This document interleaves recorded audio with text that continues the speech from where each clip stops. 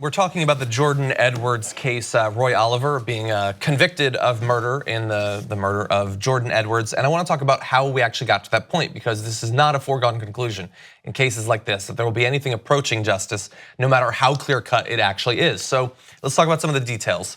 The police officer, Roy Oliver, testified that he had no choice but to open fire, saying that the teen's car was moving towards his partner, because as we said, they had been leaving a party, they got into a car, and while they were in the car, they came across these police officers.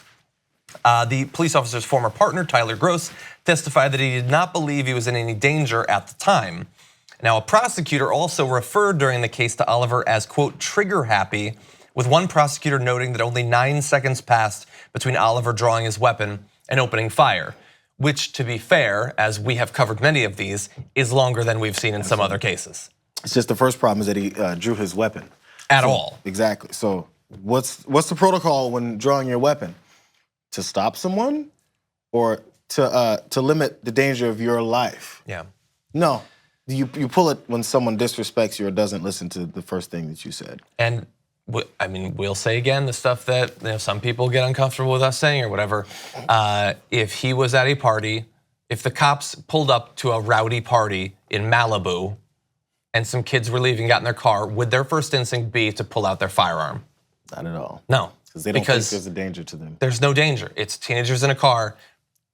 The fact that these kids are gonna kill me, a police officer, should be pretty far down the list of things that you're thinking about. And in Malibu, it would be. But in some other areas, not so much.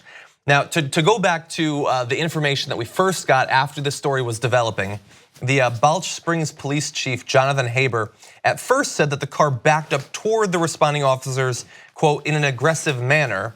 After his original statement, however, Hebert said that he misspoke.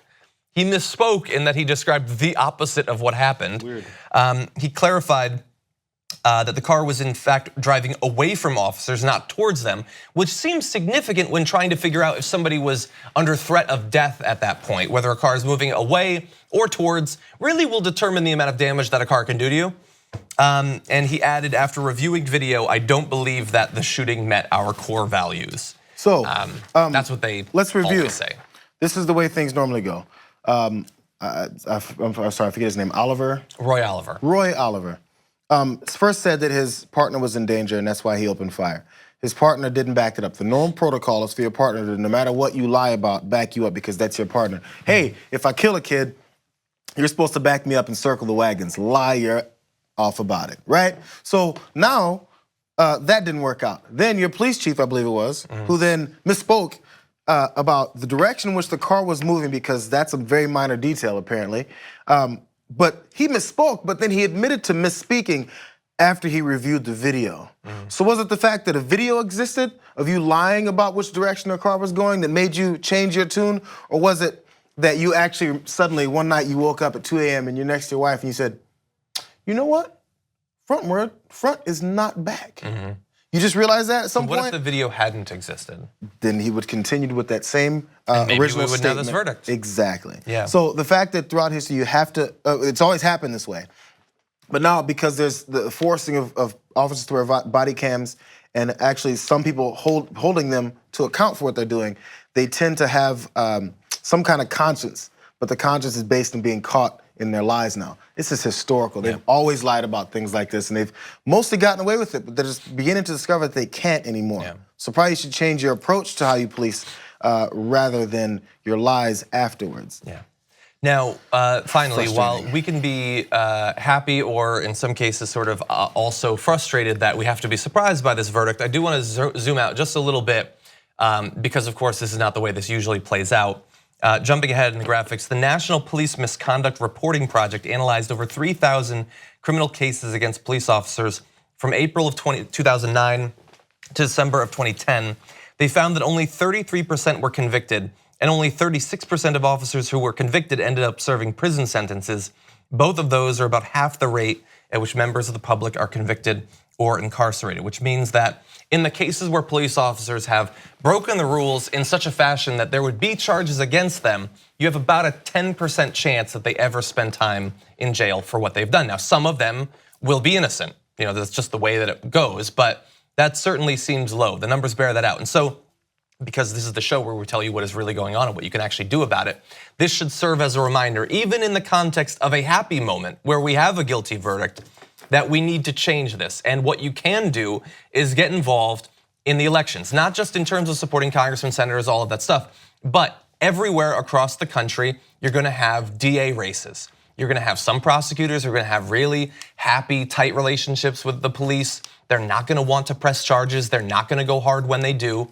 And then in some cases, as we've seen throughout this year, you're gonna have more progressive DAs who are actually willing to question some of these relationships and do what is necessary to achieve justice. So please pay attention to the DA races in your area as we proceed through these elections. Get involved with groups like the Real Justice PAC that is working to elect progressive, active DAs across the country. That is something we can do to help make sure that the verdict in the case of Jordan Edwards is not some crazy outlier, but becomes the norm. Justice should be the norm. And the next step being, of course, as you brought up, the sentencing with it. There's unfair sentencing practices. We know this. We brought it before.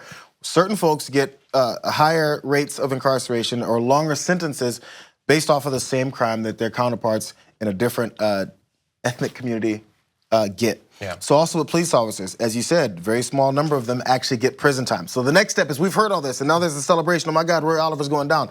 But then how much time is he getting? Yeah. We'll see. What's the consequence? Today, the sentencing is happening. And you're talking about in electing more people that actually don't have as much of a cushy relationship with the police. It doesn't mean that then they're going to target them unfairly. You have to understand, if you're touting law and order in your platform, law and order is part of the law. Is part of the law and order. They have to follow it too. So holding them account is not anti-law and order. It's more so. Yeah. Just think about it that way rather than going, oh my God, they're going to be biased against us now. That's the way it's always been the other way. Let's even this out now. Yeah. It's not a matter of anything being unfair. It's a matter of making things normal now. Thank you very much for watching this clip from The Damage Report. If you liked it, don't forget to subscribe to this channel and ring the bell on YouTube to get notified of our new videos. And catch The Damage Report every weekday at 12 p.m. Eastern, 9 a.m. Pacific on TYT Network on YouTube TV.